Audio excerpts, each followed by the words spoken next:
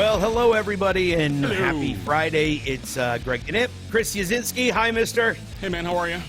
Well, I am doing just absolutely wonderful. Welcome to Gnyp Gnop. We'll be talking about movies. We're going to talk movie soundtracks, and who knows what else we're going to talk about. But I got to be honest, I had to talk about some movies and movie soundtracks this week, just because it seems like so many people on social media have been talking about things like that, especially because of the Breakfast Club, March 24th, 1984, you know, the whole thing that they're in detention and all that kind of stuff. And so I thought, you know what, let's talk movies and movie soundtracks. But before we do that, we always have to figure out what we're drinking. What are you drinking, Mr. Uszynski? Well, that's a wonderful question to ask me on this fine Friday. It is afternoon, right? Yes. So I have a wonderful apple product that our friends at Peliano Wineries have been making for a couple of years. It's called the Hopping Apple. And, I'm like a sweeter kind of guy, right? I like stuff a little on the sweeter side. So this is perfect for me. Oh, I'm good. Something else I have to go out and try. Yeah, absolutely. That's awesome. Absolutely. Just come on over. Okay. Come on over. All right, I will. Sit in the studio one of these freaking days. You know, we will. You know what? And I will bring over my Frisky Beaver. Nice. Now the thing is, where is that made? There's nothing wrong with opening up a Frisky Beaver. And you can take it whichever way you want, whatever. I'm going there today. No, but one of my favorite things to do is it's every once in a while I'll go into the liquor store and I decide what animal I would want to get drunk with. So I've had like the zebra one, I've had 2 horses, I've had 3 dogs. You know, I'm like Frisky Beaver. I figured it's an Ontario wine, and it's a Frisky Red, they say. So this is what we'll be drinking through the show. I'll tell you how it goes by the end, if I'm feeling frisky or not. Nice. So you survived the storm last night.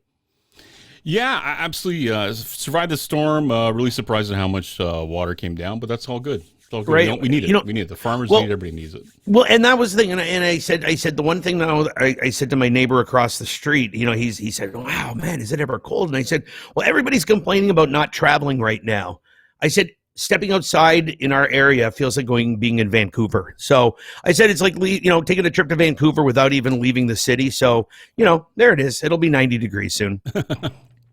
Well, so we always kind of equate it to this, that in May we turn on our air conditioning. And by October, November, we turn it off. Well, and that, I'm just worried that I might have to buy a new air conditioning unit this year. So I'm kind of hoping that we don't have to turn it on until like July. Right. and happy Catter Day, by the way. It's a great shirt. Thank you. I'm totally digging that. Thank you. Because every day should be Catter Day. It really should. It's I'm just going to leave it at you have a good point. So, okay, so movies. So here's the thing. I am not a movie guy. I know. I probably if I go to 2 movies a year, yes, that would be pushing it. Would they be Marvel movies or not? I've never seen one. A lot of people just don't like me and movies. Are you like the foreign subtitle black and white kind of guy, like watching Eraserhead at the back of the theater? Is that who you are? No, you know what? I'm all over the place. Oh? I'm an actually all over the place kind of guy. But the thing is, my favorite movies in the whole wide world are horror movies and like, especially B movies, like The Brain That Wouldn't Die, Killer Clowns from Outer Space. Ed Wood. Maybe not quite as bad as Ed Wood, but my ex-wife, I remember one time we were watching one of the movies and she's like, "How can you enjoy this?" She's like, "You can see the microphone at the top of the picture, and that bat is on a string." And I said, "That's what I like. I like the camp of it and the acting, or the non-acting." Yeah. But I have to be honest, over this last year, I have watched so many more movies than I've ever watched in my entire life. And I've enjoyed them. Okay. But I don't think I think if when things open up a little bit more, I'm going to start going back to not watching movies quite the same. Because I'd like to think that I'll be doing things other than sitting in front of the TV watching Netflix, Apple TV, Spotify, and Crave and whatever. So Yeah. now, are you a big movie guy? Absolutely. We've this is a big movie household. Either just collections of movies, seeing movies. Yeah, absolutely. For me, I love going to the theater. I love that experience of actually witnessing the movie like the director wanted it to be done. That to me means a lot. But with COVID and everything else, yeah, we've been binge watching, stuff that we shouldn't be watching. But I gotta tell you, because we had some discussion like this online at Gnyp Gnop on Facebook, was that I actually sat through the Zack Snyder cut of Justice League, and I'm a huge Justice League fan. For those who don't know, I'm a huge animation fan. Right, I've been collecting animation for close to 35 years. Original animation art, mostly Disney and Warner Brothers, and even some comic book art as well. Looney Tunes, Chili Willy, stuff like that. And I've always been a huge animation fan, so I loved Justice League when it came out as a cartoon in the 90s. I thought it was masterful. So yeah, Zack Snyder got it, by the way, his cut. Well, and talking about your artwork, I have to say, you go into your bathroom and you've got artwork from 1927 or 1931 from Disney, and it's just it's fabulous. It's incredible. Because you should always hang the most expensive piece of artwork you own in your shitter, because that's where you enjoy it the most. You'll see it at least 3 or 4 times a day. Well, and that's exactly it. That's like my bathroom downstairs. I've got I have one of my platinum records in it. That's just right. Because I look at it and I go, there it is. I love that band. There you go. So movies. Okay, so here's the thing, right? Now, one of the things that I like about movies, and especially I found that it started in the 80s and it's kind of progressed, and it seems like it's kind of not as important right now. So there was that weird era where movies had fantastic soundtracks. Yes. Where you were just like, okay, you knew that you went to if you saw the movie, you had to buy the soundtrack, or maybe if you even didn't see the movie, you bought the soundtrack anyways. And and I mean, there were the ones in the 70s, like American Graffiti, and then you had Midnight Cowboy, like in 1969.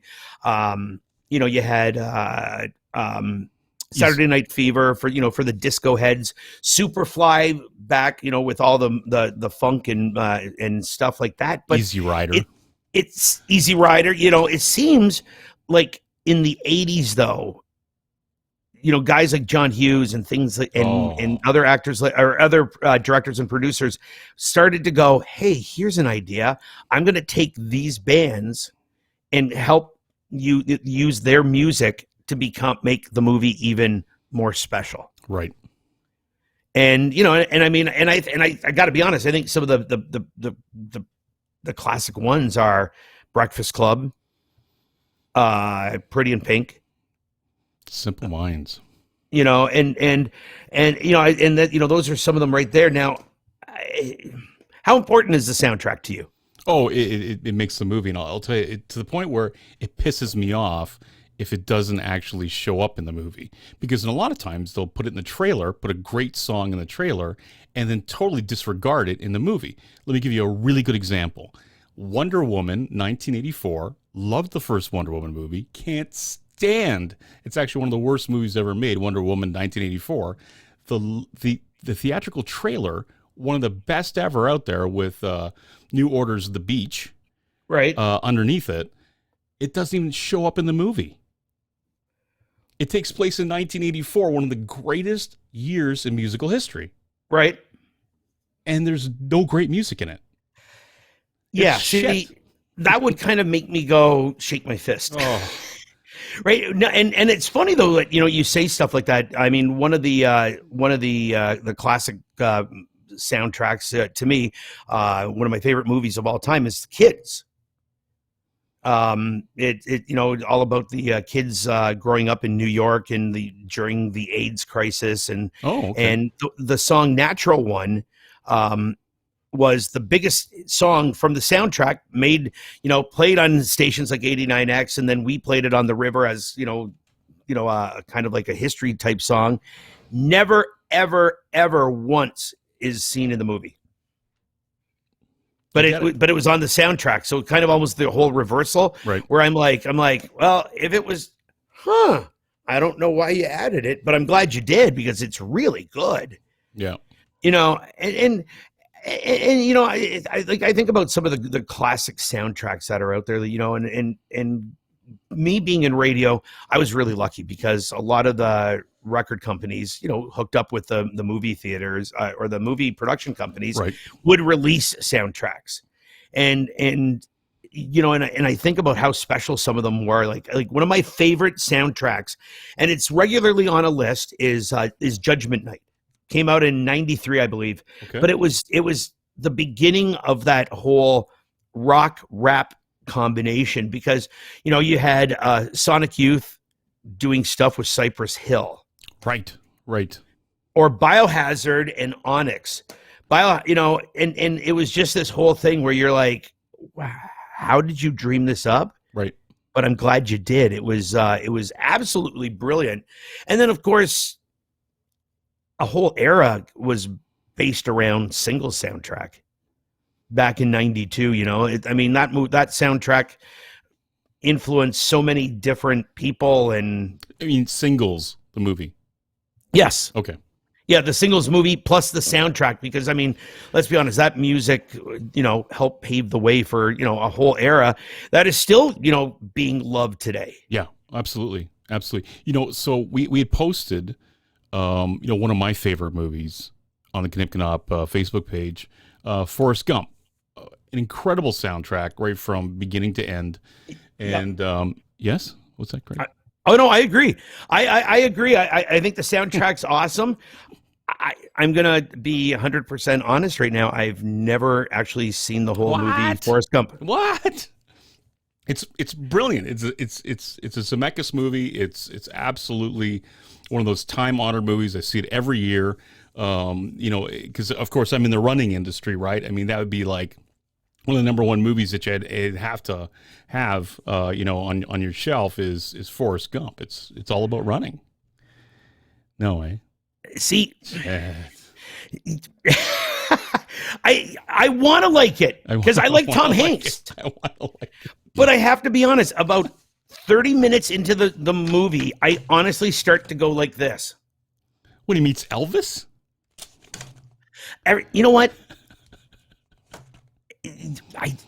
Maybe one day I will sit with you guys. Yes. And I'll have my Frisky Beaver. And juice. And you'll make me help me get through the whole movie. I'll get the toothpicks out. So look at a couple things so we posted the little video of Tom Hanks running. Yep. And we asked folks, what are your favorite movies and soundtracks? So Don Stockwell is saying that Pump Up the Volume.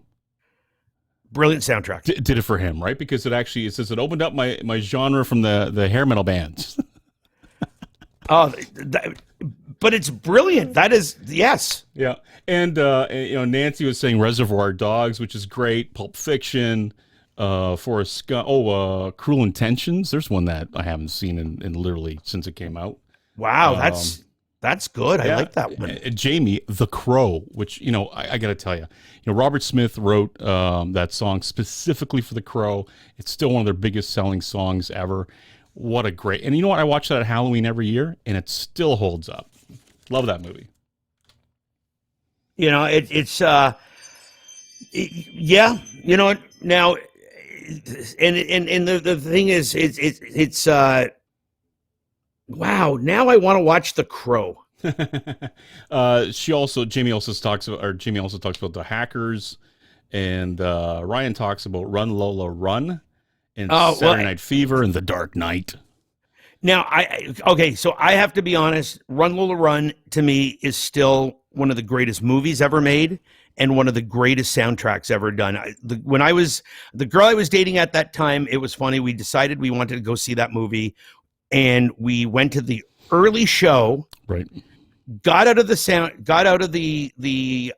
movie theater, and went to the whatever the record store was. At A&M Records in the Devonshire Mall, whatever was there, and we went both. I bought her a copy of Run Lola Run, and I bought myself a copy on CD because that's how much I loved the soundtrack. We actually left the movie theater and bought the soundtrack that day. Nice. You know, and it's a great movie. Now, speaking of movies, like one of the greatest soundtracks, and Anthony here has posted it saying Trainspotting. That is just all kinds, Underworld, New Order, one or two. So many great bands on that Trainspotting soundtrack, and then Trainspotting 2 has just as many great songs. Right. So it was like a double killer. It was just a killer soundtrack and a great movie. Yeah, don't watch it with your mom or your kids, but it's a great movie. No, and the other thing is with Trainspotting. I mean, you've got to also be really careful. You got to watch.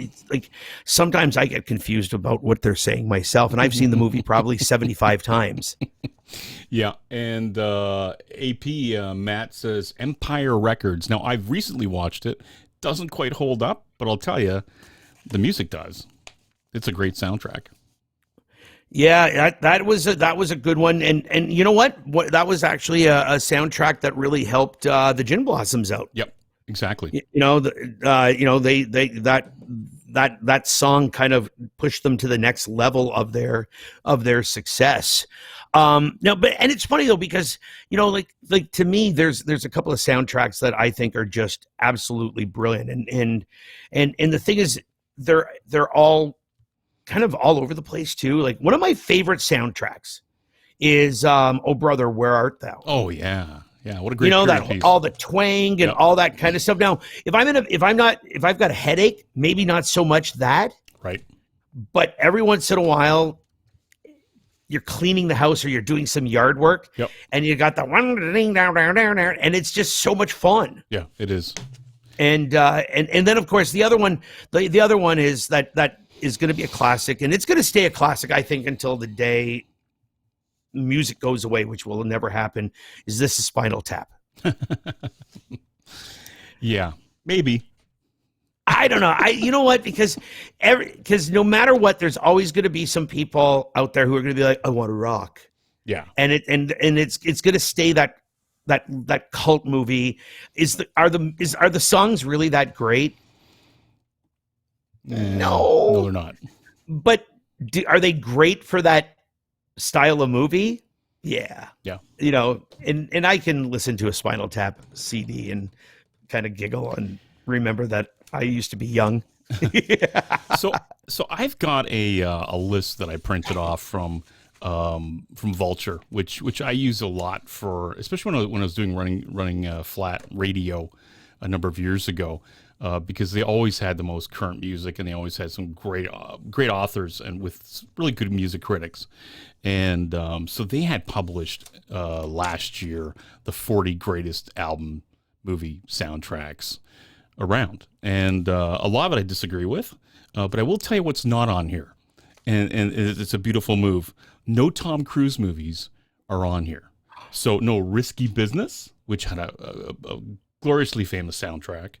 No Top Gun. Nope. Wow. No Mission Impossible, which doesn't hold up, by the way. I watched 1 and 2 the other day and thought, what the hell did I even see in this movie? But yeah. Doesn't exist. So really quickly, some movies that you've already talked about and I've already talked about are on this list, but some highlights straight out of Compton. Oh, brilliant. Well, yeah, no, we didn't talk about that. Romeo and Juliet, which had like it was a period piece with a modern soundtrack, and so was Marie Antoinette, kind of done the same way. Can I?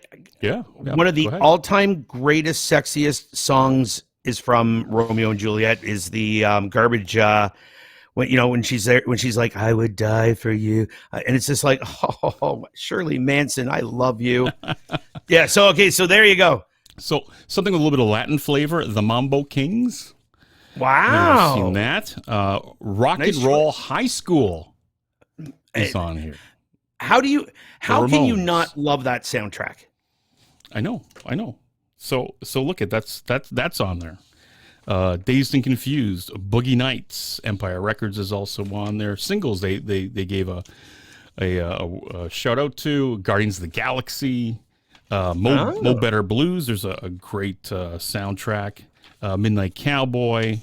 That's brilliant. Magical Mystery Tour, giving you some vintage there. The Graduate, also a fabulous soundtrack. Easy Rider, and then there's some really kind of unique generational pieces, right? So for us, it was Singles, right? And yet for my brother, it was like The Big Chill. Yeah. Right. So The Big Chill had all those great songs of that generation. Repo Man. Another one of those ones. Are awesome. The songs great? Probably most of them aren't, but for that era and that time frame, that is a snapshot of life right there. But a magic occurs when the movie's shit and the music shit, but it's still great. Well, and that's the thing. That's when two shits make a right. There you go. Here's an obviously horrible one that's strictly obvious to everyone is Footloose, right? Yeah. 1984. Kill Bill 1 and 2 are on there. Rushmore, Pretty in Pink they threw on there as well.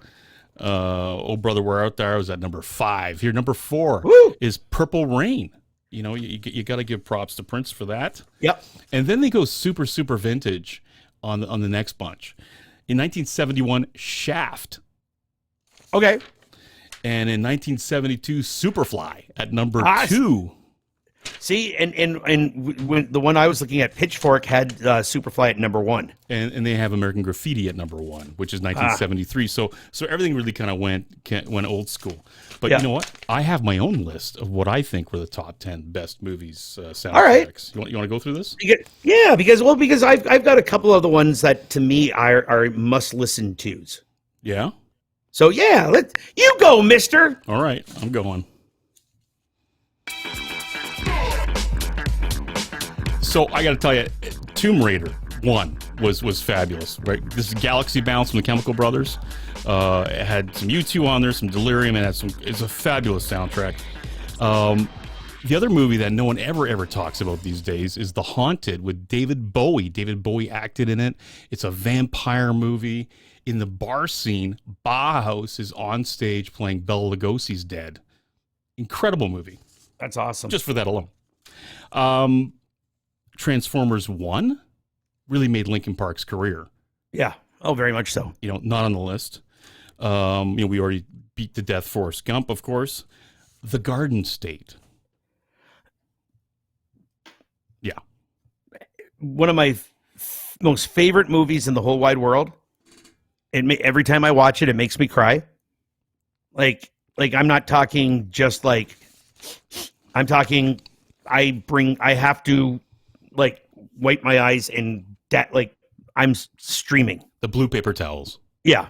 Oh yeah. That movie, right? But oh my God, the Shins and that's just such a great record.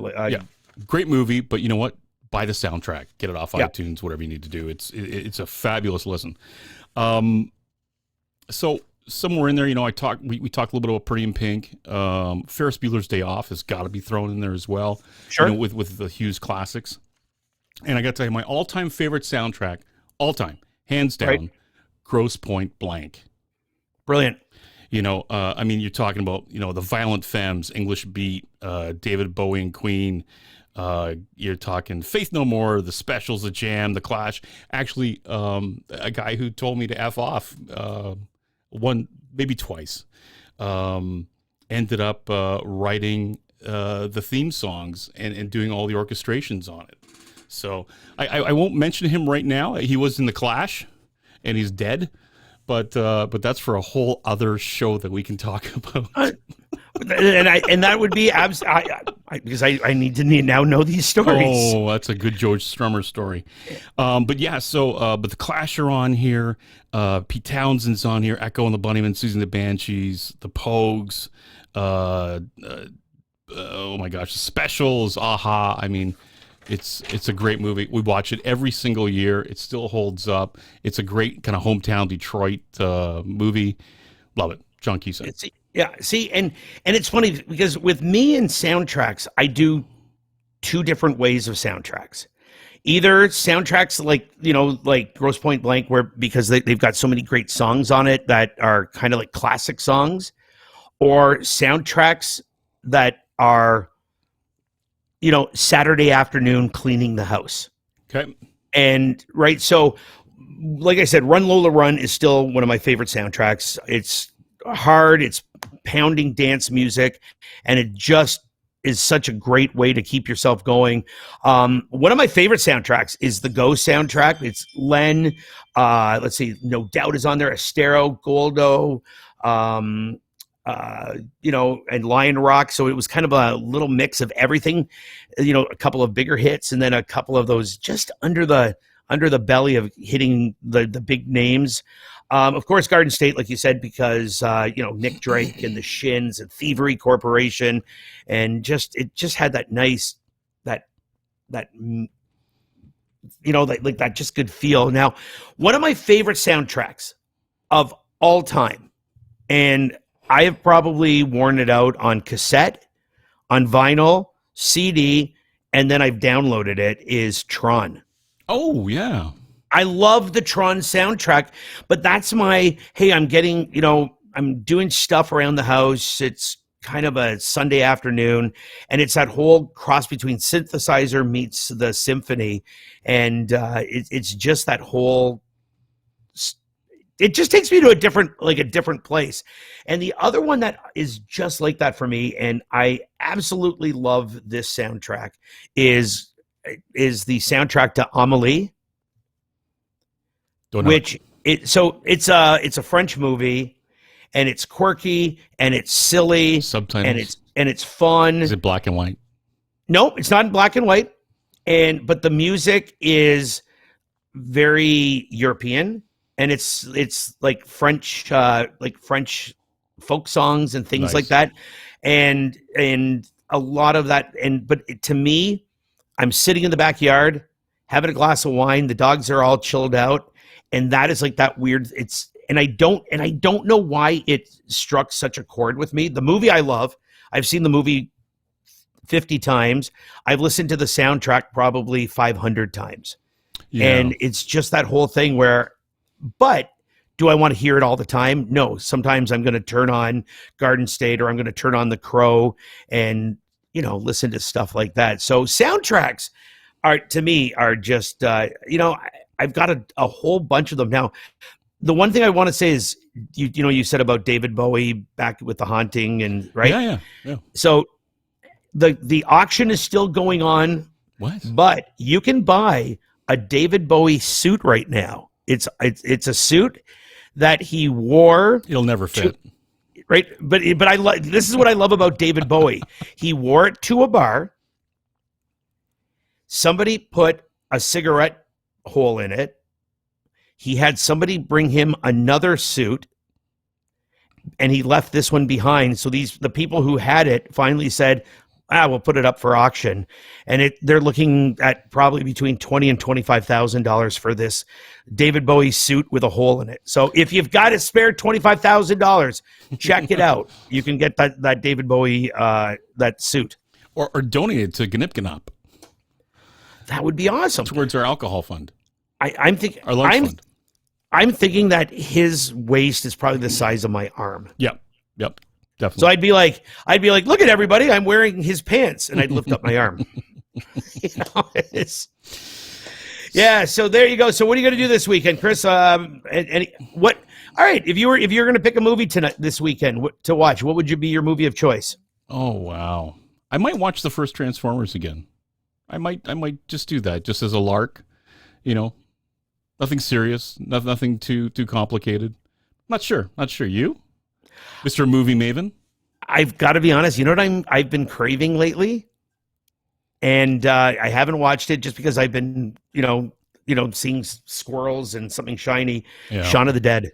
Oh, what a fabulous movie that is. Shaun of the Dead. I've kind of got that mood. I'm in that mood right now. Shaun of the Dead, and a pint of Guinness or Kilkenny or something like that. Not even anything big and fancy. Just a good, solid Irish drink or an English drink, English or Irish this weekend. Nice. Hey, don't forget April Fools next week. I've got some April Fools stories, by the way, for next week that are a lot of fun.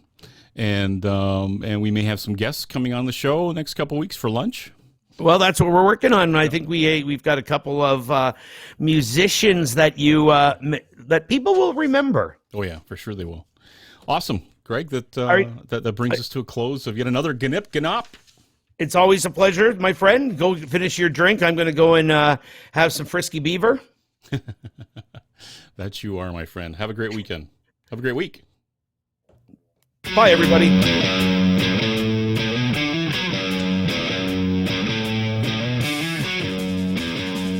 Well, thanks for coming by and spending some time with us on Gnyp Gnop. I'm Chris Uszynski with Greg Gnyp. We'll be back next Friday at noon for another episode or show. Thanks to our friends at GL Heritage for their awesome printers. Also, Hag Customs. They're going to be producing some wearables and some swag, which will be available coming soon in the next couple of weeks, where we're giving the money to charity. And you can catch Gnyp Gnop live on Facebook and YouTube, and every Friday right here.